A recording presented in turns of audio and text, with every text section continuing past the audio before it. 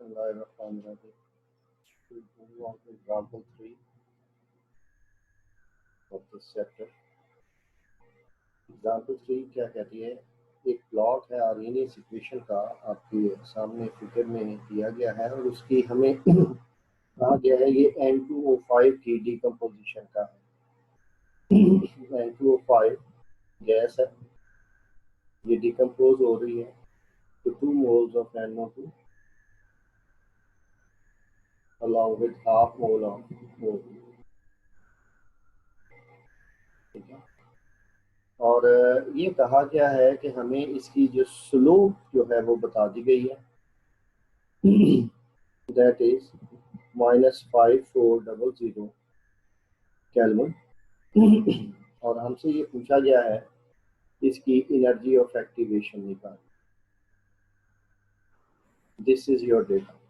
ठीक है, तो बेटा रिलेशन हमारे पास एनर्जी ऑफ एक्टिवेशन और स्लोप के दरमियान जो था वो हमने इसी के पिछले लेक्चर में डिस्कस किया था। तो कुछ इस तरह से होता है, इस रिलेशन को आपने यूज करना है, that is slope is equal to -EA over 2.303R। ठीक है जी, और बेटा यहाँ जो R है दैट इज ए कांस्टेंट, और R की वैल्यू यहाँ हमेशा 8.314 जूल पर मोल पर केल्विन निकल इस्तेमाल होगी। तो बेटा इस रिलेशन को आप जब यूज करेंगे तो आपने EA निकालना है। आप स्लोप की वैल्यू यहाँ रखें, स्लोप इज -5400 एंड -EA आपने निकालनी ओवर 2.303 इंटू 8.314। ये बेटा जो माइनस माइनस है ये क्या हो जाएगा, ये प्लस हो जाएगा, और इनको उठा के जब आप उधर लेके जाएंगे तो ये क्या हो जाएगा, EA will be equal to 5400 into 2.303 into 8.314। तो ये आपके पास जो आंसर आएगा that will be in joules, और वो होगा 103.410 जूल पर मोल। ठीक है, तो आपने जब इसके किलो जूल बनाने हैं इसको 1000 पे डिवाइड कर दें तो ये हो जाएगा 103.410 किलो जूल पर मोल। ठीक है जी, तो this is your answer.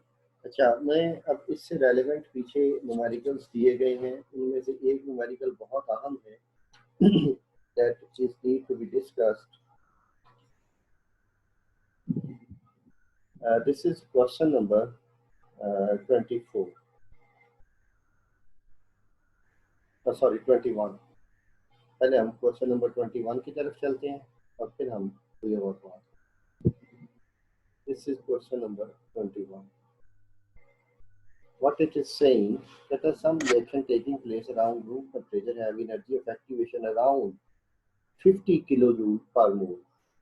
Energy of activation उसने हमें दे दी है, that is कहता है about 50 kilojoule per mole। ठीक है जी, अब हमसे ये कहा गया है what is the factor at 25 degree centigrade. हमें एक कैलकुलेशन करनी है और एक फैक्टर हमने निकालना है e⁻⁻ EA ओवर RT। ठीक है, ये फैक्टर हमने डिटरमिन करना है। बेटा अभी चंद में पहले हमने R की वैल्यू यूज की है, R की वैल्यू हमेशा 8.314 जूल पर मोल पर केल्विन होती है। ठीक है, अब ये जो एनर्जी ऑफ एक्टिवेशन है ये 50 किलो जूल है, तो ये जूल्स में जब करेंगे तो ये 50,000 जूल पर मोल पर केल्विन हो जाएगी। इसको जूल में तब्दील कर देना। ठीक है। तो बेटा टेम्परेचर उसने हमें बता दिया, टेम्परेचर उसने हमें बताया है 25 डिग्री सेंटीग्रेड,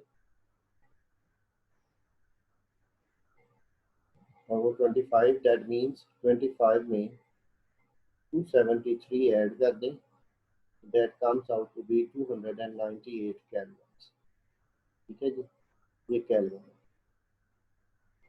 अब ये फैक्टर आपने निकालना है e raise to power minus, ऊपर आ जाएगा 50,000 और नीचे आ जाएगा बेटा 8.314 इंटू 298।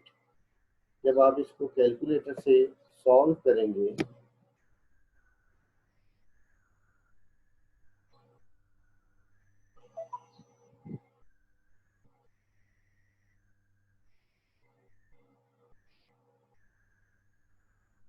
ये आपके पास आ जाएगा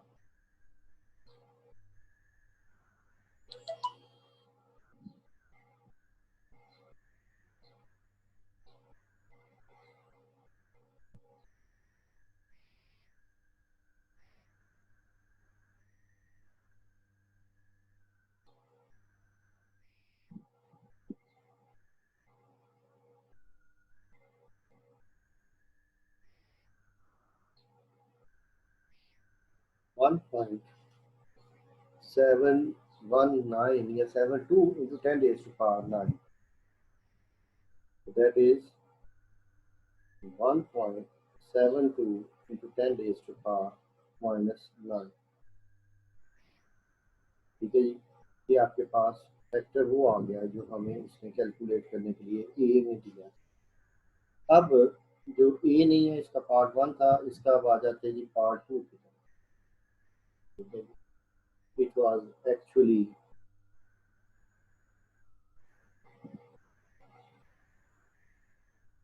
पार्ट 1 और ये पार्ट 2।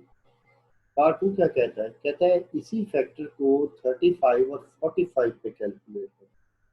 सेम फैक्टर आपने कैलकुलेट करना है, e raise to power minus E a over R T determine करना है दोबारा से, और एक दफ़ा टेम्परेचर आपने लेना है 35 और दूसरी दफ़ा आपने टेम्परेचर लेना है जी 45। ये हो जाएगा 308 केल्विन और ये हो जाएगा 273 ऐड करके 318 केल्विन। ठीक है, यही फैक्टर हमने कैलकुलेट करना है,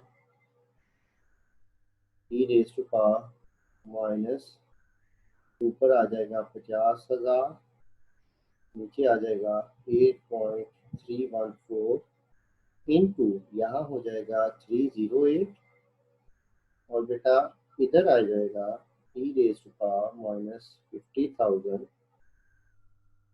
डिवाइडेड बाय 8.314 इंटू 318। ठीक है, दोनों दफा ये कैलकुलेट कीजिए।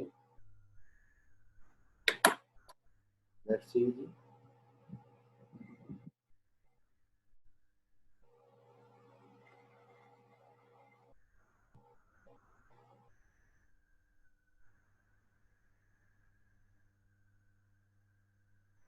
e raised to power 50,000 divided by 8.314 divided by 318 308। जी बेटा, ये आ जाएगा जी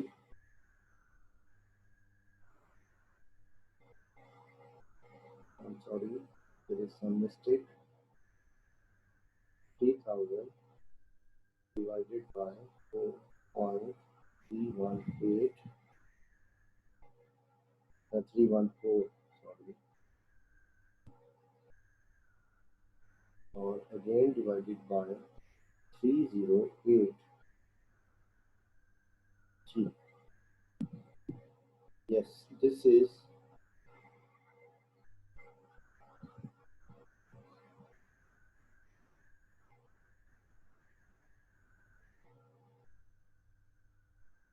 there is some problem 40,000 divided by 8.314 divided by 308, इसका आंसर आता है 19.5258। तो इसका वो ले लें, e raised to power minus 19.5258, and the answer is yes, this is correct answer, 3.311 into 10 raised to power minus 9, 3.311 into 10 raised to power minus 9। जब आप इसको कैलकुलेट करेंगे तो ये आ जाएगा 6.12 into 10 raised to power minus 9। अच्छा, ज़रा गौर फरमाइए, ये समझने की बात है, ये 1.72 है, ये 3.3 है, इससे ये तकरीबन दुगना है।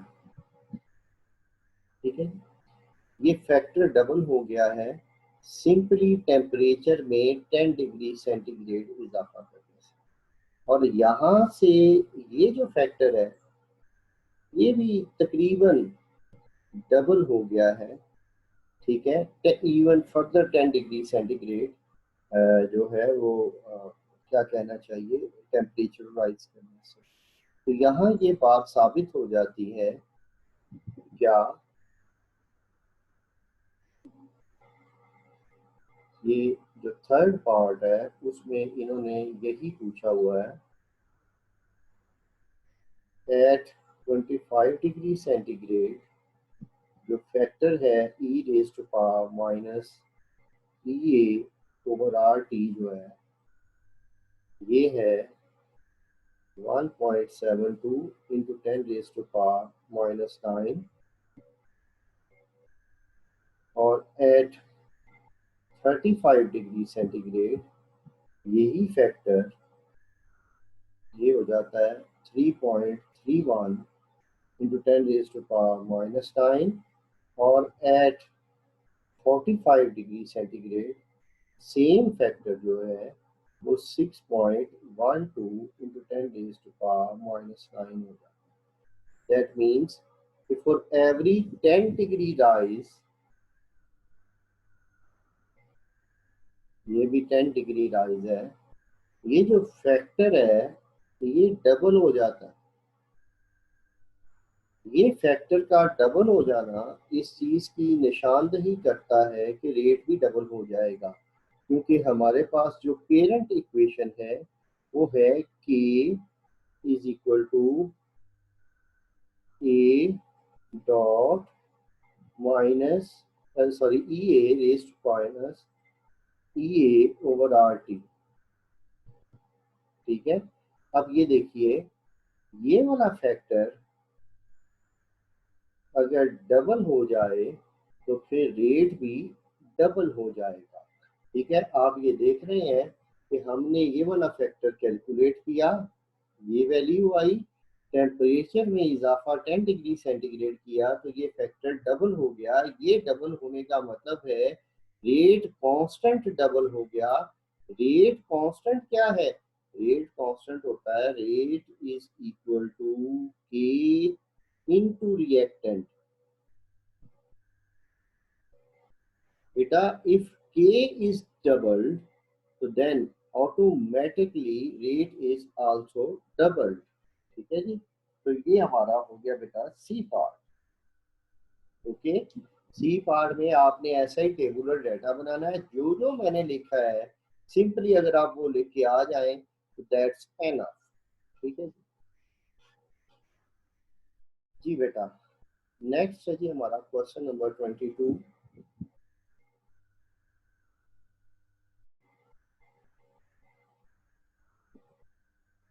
अब्दुल्ला पहुंच गए हो? Yes sir.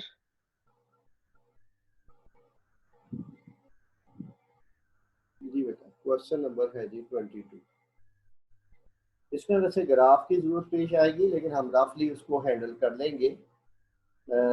एक अहम बात आपको बताऊं, एक तो pairing scheme null and void हो चुकी है, मैंने पहले भी आपको ये बारहा कहा है। अब पेयरिंग स्कीम स्टैंड नहीं कर रही क्योंकि मैट्रिक के पेपर्स में जो पेयरिंग स्कीम है जैसे उन्होंने डिस्कस किया हुआ था बिल्कुल वैसे नहीं आ रहे पेपर। तो लिहाजा हमें पेयरिंग स्कीम से हट के तैयारी करनी है, हमें हर चीज़ को पूरी तरह से देख के जाना है। हाँ, क्वेश्चन नंबर 22 में क्या कहता है, H2 और I2 रिएक्ट करके HI बनाते हैं, यानी ये रिएक्शन आपने पहले पढ़ा भी हुआ है, H2 plus I2 that give rise to 2HR। Reversible reaction वैसे ही होता है। तो ये डेटा इन्होंने दिया हुआ जी वेरियस टेम्परेचर्स पे, और हमें ये कहा गया है ग्राफ प्लॉट करें between 1/T on x axis. मैं आपको गाइड कर देता हूँ। अच्छा, मैं ये कह रहा था कि पेपर में अगर ये ग्राफ वाला क्वेश्चन आ जाए, वेदर इट इज फिजिक्स और केमिस्ट्री, तो पेपर की जो शीट होती है उसमें तो ग्राफ नहीं होता, तो आपको पता है। लेकिन याद रखें जो सुपरडेंट्स होते हैं उनको ग्राफ बोर्ड में मुहैया किए हुए हैं।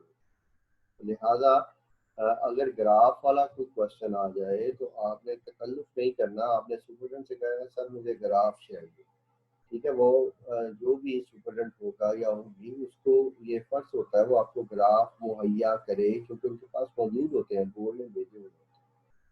अच्छा बेटा, हमने करना क्या है, हमारे पास डेटा ये देखिए दिया हुआ है टेबल में, मैं डेटा नहीं लिख रहा, आपको सिंपली गाइड कर रहा हूँ। आपके पास एक तो टेम्परेचर दिया गया है, लिखना ही पड़ेगा, 500, 550, 600, 650 और 700, ये टेम्परेचर, और ये है केल्विन्स में। आपने इसका बनाना है 1/T, क्योंकि ग्राफ आपने 1/T और लॉग ऑफ के दरमियान खींचना है। इसका 1/T बना लें। अब उसने आगे के दिया हुआ, के क्या है बेटा, दैट इज 6.18 इंटू 10⁻⁻⁴। 550 पे हो जाता है जी 2.64 इंटू 10⁻⁻²। रेट बढ़ रहा है, के बढ़ रहा है टेम्परेचर के साथ साथ, और 600 पे हो जाता है बेटा 0.56 इंटू 10⁻⁻0, और आगे हो जाता है 7.31 इंटू 10⁻⁻0। 10⁻�0 मीन 1, आपको पता ही है, और आगे हो जाता है 66.67 इंटू 10⁻⁻0। ये बेटा जो टेम्परेचर है इसका 1/T यहाँ लिखते जाए, 5 टेम्परेचर है इनका 1/T, और ये के की वैल्यू थी ये वाली, इसका लॉग ऑफ के ले, और बेटा ये वैल्यूज यहाँ लिखते जाए, ये 5 वैल्यूज ये आ जाएंगी और 5 ही वैल्यूज ये आ जाएंगी। आखिर आप मैथमेटिक्स पढ़े हुए हैं मैट्रिक का, जब आपके पास वैल्यूज आ जाए, जैसे ये आपके पास आ गई है, ये 1/T की और ये लॉग ऑफ के की, तो फिर मेरा ख्याल है आप ग्राफ बना लेंगे। ठीक है, आपने करना क्या है,